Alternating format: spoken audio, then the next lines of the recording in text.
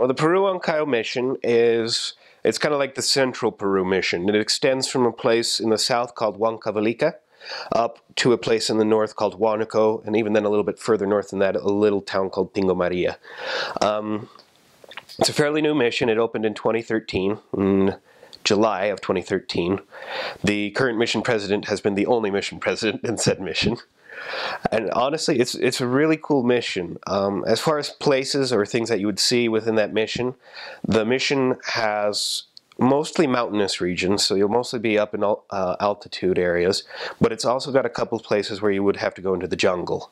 For example, there's a place called La Merced where I actually got to serve for 6 weeks, and it's just jungle. It's not like deep jungle, but you still wake up every morning, it's hot, it's humid, and you kind of look outside and you just see trees and green everywhere, and you're just like, I cannot believe that there is a place on Earth that looks like this. This is beautiful. There's also, for example, the exact opposite. There's a place called La Oroya, which was once the most polluted city on Earth. It's a mining town, and it is, I will admit, it is very ugly. There's a lot of good people there. I don't know if there's a ton of members there, but I know that they've got a good ward or branch going there. I think it's a ward, actually. I'm not sure. I didn't actually get the opportunity to serve there. But the surrounding countryside is it's kind of bleached and dead looking. It's recently, since they put a lot of more regulations in place, it started growing back up. But it's not too bad. One of the most interesting places for me in that mission is a place called Cerro De Pasco. It's a city that is 14,210 feet above sea level. So really high altitude. A lot of missionaries, when they first get there, they actually need to get the oxygen out and put the oxygen on them as soon as they get there, which the zone leaders facilitate that. On the other hand, there are a few who surprise you and they don't even need that. You kind of just look at them and go, how?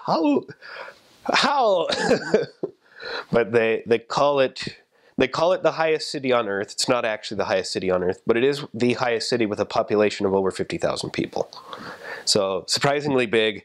It's a mining town. I got to serve there for 3 transfers, and one of those was an 8-week transfer because of some changes that were going on with the mission.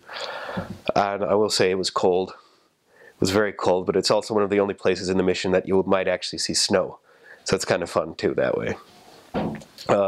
Places like Huánuco, that's a little lower altitude. It's still technically in the mountains, but it feels more temperate. The only problem with Huánuco, as far as I'm concerned, is the wind at the midday. The rest of the time it's just nice and warm during the day, cools off at night. It's a really nice place to serve. Then of course you've got Huancayo itself. That's where we've actually got the mission home. That's where everything's set up from. And Huancayo is a really cool city. It's like this, it's growing. Just nice city. A lot of nice members there, honestly. They've got 2 stakes in Huancayo itself. And some of the coolest members of the church that I have met in Peru I met in Huancayo, because they're just, a lot of them are really faithful there. A lot of them really want to help. And it's kind of a cool, positive experience to work there. You may still have to work with some members because you would still have people who might not be quite as specific towards what you need as a missionary or what your investigators might need. But if you ask, a lot of them will be willing to actually help. You've just got to take that step too to go out there and do it with them. So Huancayo is honestly a really cool place. In the mission, of course, we speak Spanish. Lots of Spanish because it is Spanish. But there's a place towards the south. You'll start seeing it like in Huancayo and places like that. They speak a language called Quechua. And Quechua is confusing. It's a fun language to learn.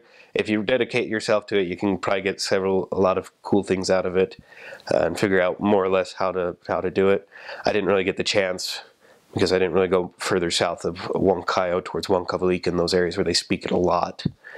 But if you go to that mission, you will find places where you might actually have to start speaking Quechua and start learning it a little bit, especially if you head to Huancavelica. Huancavelica is kind of interesting because it's like 2 wards out there, or 2 branches. Yeah, 2 branches right now. The Huancavelica branch and the Lircay branch, and they're not actually associated with any stake. They're just their own separate units down there.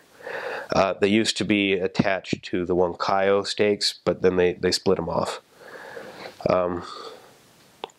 Yeah. So that's kind of an interesting area down there. It's about 4 hours away from Huancayo, and I've heard horror stories about the bus ride. But I'm sure it's fine. I'm sure it's fine. If the guy gets going ridiculously fast, just hold on. Well, as far as the church, let me see about the stakes right now. In Huánuco, in the north part of the mission, there are two stakes. There's the Huánuco stake and the Amarieles stake. I got to serve in the Huánuco stake. It's wonderful, just great. That area is probably growing the fastest of any of the areas in the mission. It's because Huánuco is actually kind of a smaller city. It's really not that big, kind of just concentrated, but it has enough members there that they've actually got two stakes there, which is something kind of surprising. Whereas if you go to Huancayo, which is significantly bigger than Huánuco, and they've also got just two stakes, and you kind of go, oh, well, okay, that's interesting. So you go to Huánuco and you will find a lot of members there, a lot of people who want to help, a lot of people who are willing to do stuff. The work is really good there. There's one ward in particular. We were a little bit worried about them, but they were baptizing a lot of people, just like lots of people, and it was really cool. Like I said, we did worry that maybe they weren't doing things exactly correctly in the ward, but not so. I don't think it was really that bad. Like, I don't think they were really doing anything terrible or anything like that, as far as I could tell.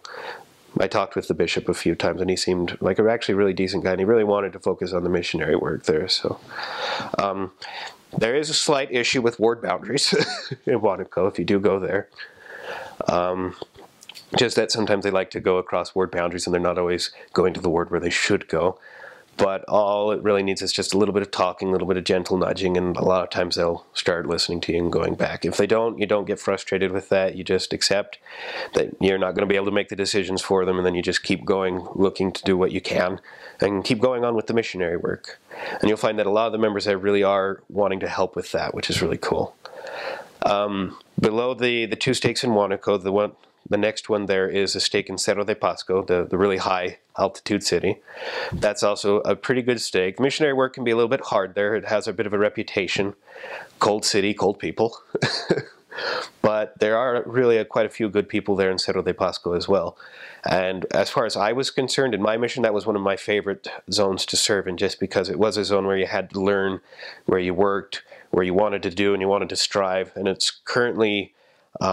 it is a hard zone. It is known as a hard zone, but it's where the mission president's going to send some of those missionaries that he knows are going to work hard, that are going to do their best for the people there. And if you get sent there, you've got to know that the mission president will have a lot of confidence in you, because he knows that you're going to do great things there with a lot of the people there. Next, you have the district of Tarma, which consists of a city called Tarma, consists of La Arroya, and a bunch of little cities that are dotted around. It's kind of a spread out zone. It is a district, so it is not a full stake. The work there is also okay. I did not actually get the chance to serve in that district, so I can't really say much about how well things go. But it's from what I've heard, it's also a pretty good place to serve, and you will find quite a bit of success there too. After that, you've got La Merced, which is a stake, and it's also a very spread out stake, but it's all in the jungle. The entire thing is in the jungle. And if you go there, you will be serving like a lot further away from your zone leaders, from the other people in the stake. And they actually recently divided that into two zones too. It's just one stake, but it's got two zones in it. But it's also a really great place for the missionary work, honestly. You may have to animate the members a little bit more if you go there. We had to work a lot with people and try to convince them, like, come help us, come do this. But for the most part, we did have several members who were always willing to come help, who were always willing to do things, you know. And then Huancayo, like I said, Huancayo's got the two stakes there. A lot of members, a lot of people really excited there. I will say this about this mission. In Huancayo, those people are determined to get a temple in Huancayo. That is the one thing that they dream about, and the one thing that they're constantly talking about. And since recently they announced they're building a temple in Trujillo, and they also announced another one in Arequipa. It's been very exciting, because until that time, the only temple that was serving in Peru was the Lima Temple, which is also in the Lima East Mission, which I also served in. But that was the only temple that would service the entire country. And for a long time, that also serviced a lot of people outside of the country before they started getting temples in Ecuador and Chile and places like that, and Bolivia. So a lot of the announcements of the new temples in Peru got a lot of people excited. And in Huancayo, there was a general authority who visited there one time, a long time before they opened up the missions and started a lot of the changes that we see. And he announced, when he saw Huancayo, he said, this is a place where you will see many stakes of Zion, you will see a mission here, and you will see a temple here. And when they opened up the new mission in Huancayo, a lot of people just saw that as a fulfillment of that prophecy of that, and now they're looking forward to the temple, and that's what they really want to get. So if you can get members excited about the missionary work, all you have to do is also relate it to the temple and a lot of the temple work, and a lot of them will be just super excited about that. And it's really cool to see just how much they want it and how much they want those blessings in Huancayo of a temple. So that's also a really cool thing to note when you go there.